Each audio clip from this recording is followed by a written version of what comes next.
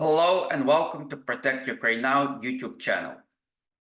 On December 6th, the Senate failed to pass an appropriation that, among other things, contained assistance for Ukraine. Ever since then, the entire Ukrainian community is very active. We have organized rallies. We have called our senators and representatives and asked them immediately pass the supplemental for Ukraine.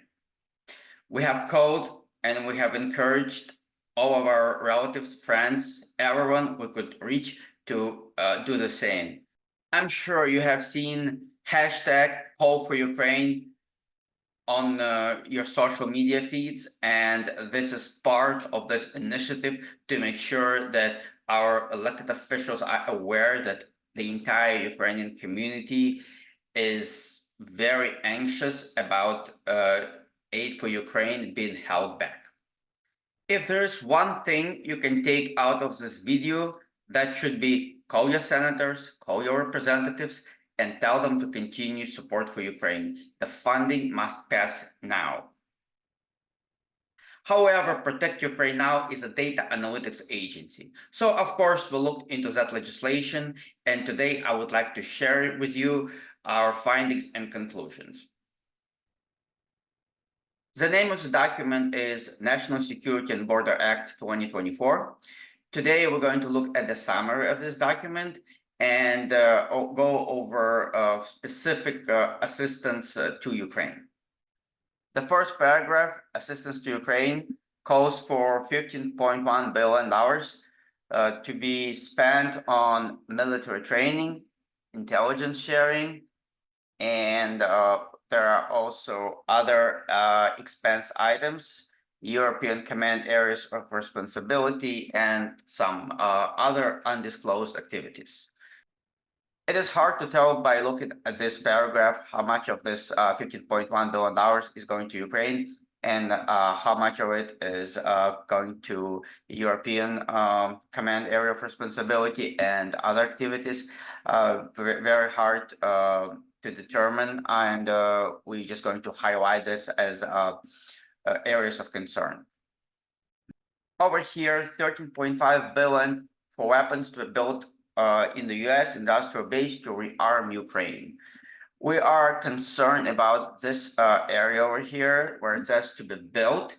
That implies this money is going to be allocated to programs for deferred deliveries, similar to USAI or FMF. That's something we have seen in the past. That means that this money will not be immediately applied towards equipment that go to Ukraine right away. Moving on, $24.25 billion will be invested to replenish US weapons. So this is replenishment fund for PDA. That's a good thing. This is the money that will be used to replenish the United States Department of Defense. However, the equipment can go to, in this case, Ukraine and Israel right away. We wish that the Appropriation Committee would have separated Ukraine and Israel into separate bullet points over here, so we could know exactly how much of this money is going to Ukraine and how much is meant for Israel. Unfortunately, we only have to guess, and from what we have seen in the past, probably about 14 billion is for Israel, and the remainder, $10 billion, is for Ukraine. Scrolling down, there's more money for Ukraine, $11.8 billion for direct budget support for Ukraine. This is financial assistance to the government of Ukraine. And then 2.2 billion going to help Ukrainian economy. We have highlighted that in yellow because this is not military assistance.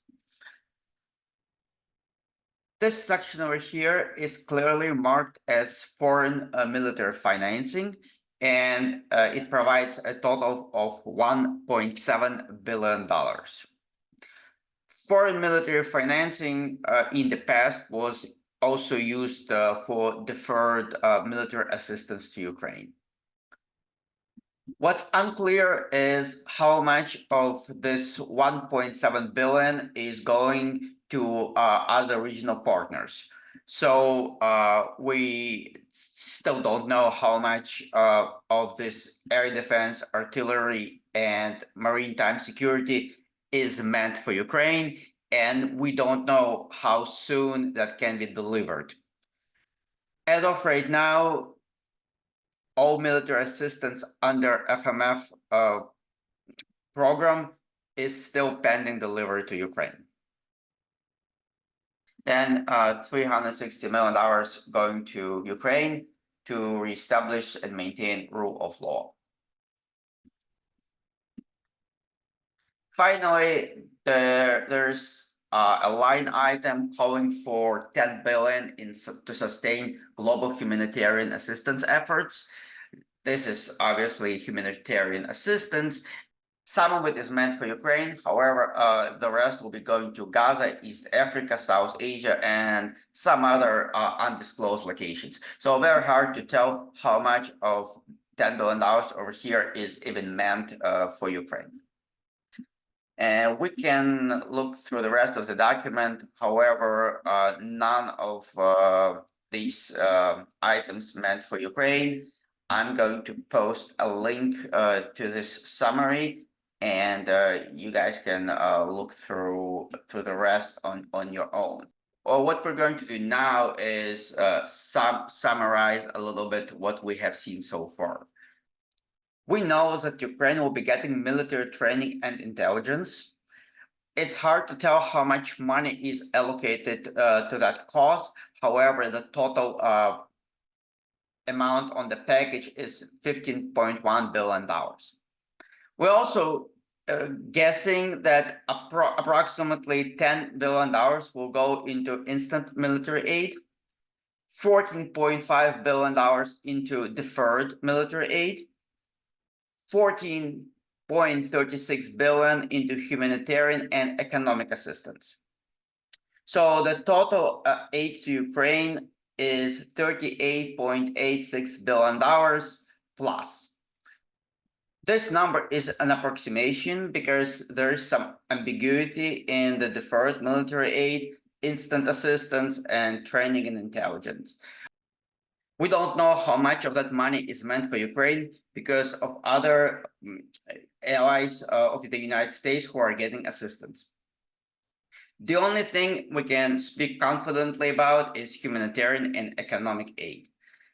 It's also worth pointing out that instant military aid, something that Ukraine can rely on to be delivered relatively quickly, is 25% of the total military assistance. In conclusion, the proposed assistance is insufficient for Ukraine to be successful in 2024. This actually is a reduction from the past military assistance. And if this legislation is passed as it is right now, the result will be excess casualty among Ukrainian defenders and civilians, more wounded and disabled people, more orphaned children and broken families, more destruction and suffering. This legislation needs to be adjusted before it is voted on. Right now, it's still not too late to improve the proposed legislation. What can be done and what should be done is reallocation of all aid to Ukraine into immediate military assistance. That would put roughly $40 billion into immediate use. It is essential to deliver most of the equipment ready to ship in the first quarter of 2024. Everything else should be delivered as soon as the logistics allows. Furthermore, we must prioritize on advanced technologies and weapons. Ukraine needs long-range artillery, also known as ATACMS, modern jets and unmanned aircraft, infantry fighting vehicles, and demining equipment. Ukraine also needs air defense and other critical weapons. Protect Ukraine Now put together a persuasive letter that we would like every congressional office in DC to see before they vote on supplemental for Ukraine. You can deliver this document to your senators and representatives by visiting Letter to Congress section of protectukrainenow.org website. I'm also including a link to this document in the description to this video. If you're comfortable talking about these priorities with your members of the Congress, please call them, schedule a virtual or in-person meeting, and deliver them these arguments. Our members of the Congress need to know that we're not setting up Ukraine for success, and we need to prioritize on military aid right now. Your actions today are going to define how the next year is going to look like for Ukraine. Also, thousands of lives of our civilians and military depend on your call. If you rather keep this conversation short, please tell your Congresspeople that support for Ukraine must be top priority and Ukraine needs all critical weapons now. Thank you for watching this video and sharing it with your friends and family.